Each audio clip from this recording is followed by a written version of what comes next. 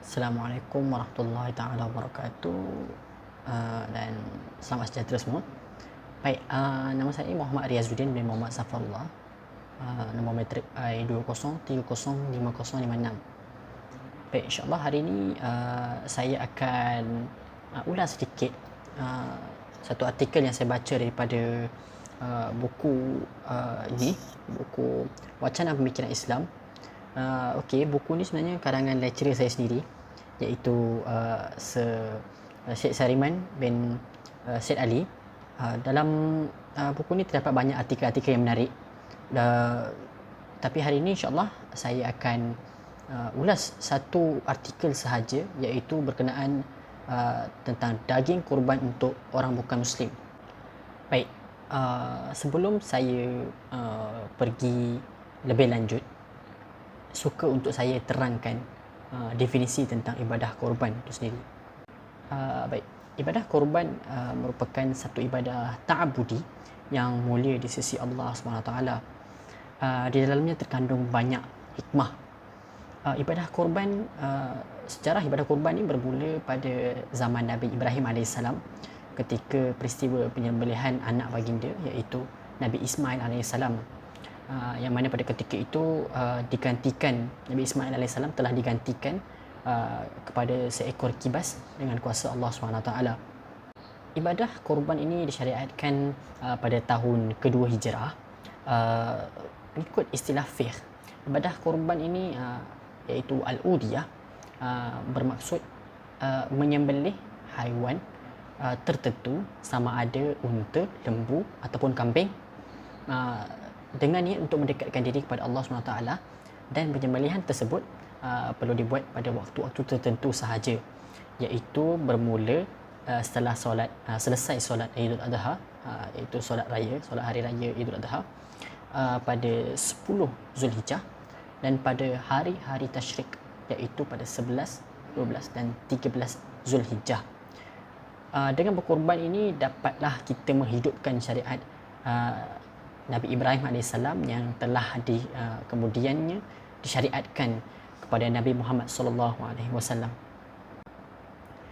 Ibadah korban ini sebenarnya merupakan sebuah jalan ataupun cara untuk orang-orang yang berkemampuan membantu ataupun berbakti kepada orang-orang yang kurang berkemampuan atau kurang bernasib baik pada hari Lebaran, khususnya pada hari Lebaran lah, dengan harapan supaya dapatlah sedikit meringankan beban yang mereka lalui. Dengan membuat demikian, bolehlah kita serba sedikit memperingati ketabahan Nabi Ibrahim AS dan kecekalan Nabi Ismail AS dalam menghadapi ujian yang Allah berikan kepada mereka.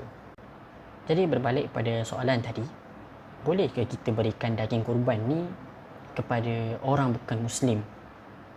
Kalau kita tengok, sifat pemurah di kalangan rakyat Malaysia ni bukanlah sesuatu yang baru. Kita boleh tengok bagaimana rakyat Malaysia berlumba-lumba membantu satu sama lain tanpa mengira bangsa dan agama. Jadi wajarlah persoalan-persoalan seperti ini berlegar-legar ataupun tertanya-tanya dalam fikiran mereka. Jika kita lihat dalil Al-Quran, Allah SWT telah berfirman di dalam surah Al-Hajj ayat 28 yang berbunyi, fakulu minha wa at'imul ba'isal faqir. Maka makanlah sebahagian daripadanya, dan sebahagian lagi diberikan untuk dimakan oleh orang-orang yang susah ataupun fakir miskin. Baik, ulama-ulama telah membincangkan tentang perkara ini dan telah membuat keputusan dari pandangan Imam Syafi'i dan ulama'nya.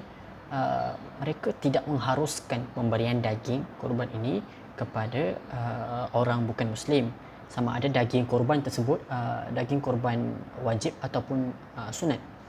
Manakala dari segi dari mazhab Maliki pula, makruh untuk memberikan makan daging korban kepada orang Yahudi dan Nasrani, dan mazhab Hambali pula berpendapat bahawa hukumnya harus dihadiahkan kepada orang bukan Muslim ataupun orang kafir daripada daging korban yang sunat. Adapun yang wajib tidak diharuskanlah.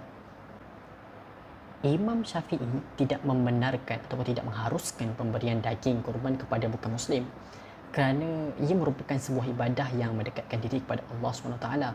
Jadi sewajarnya daging itu diberikan kepada orang Muslim adalah, saya rasa, adalah satu jalan yang terbaik. Jadi bagaimana pula dengan keadaan kita di Malaysia ni, yang mana kita ni hidup berbilang kaum, berbilang etnik. Lagi-lagi tambahan pula mazhab Syafi'i pula tidak mengharuskan pemberian daging korban kepada orang bukan Muslim. Baik, untuk perkara ini perlulah kita berfikir secara terbuka. Jika kita lihat daripada pandangan dari pelbagai aliran mazhab dan ulama', dapat kita simpulkan umumnya ulama' mengharuskan pemberian daging kepada orang bukan Muslim tertakluk kepada jenis korban yang kita niatkan. Jika korban wajib, maka tidak harus diberikan kepada orang bukan Muslim.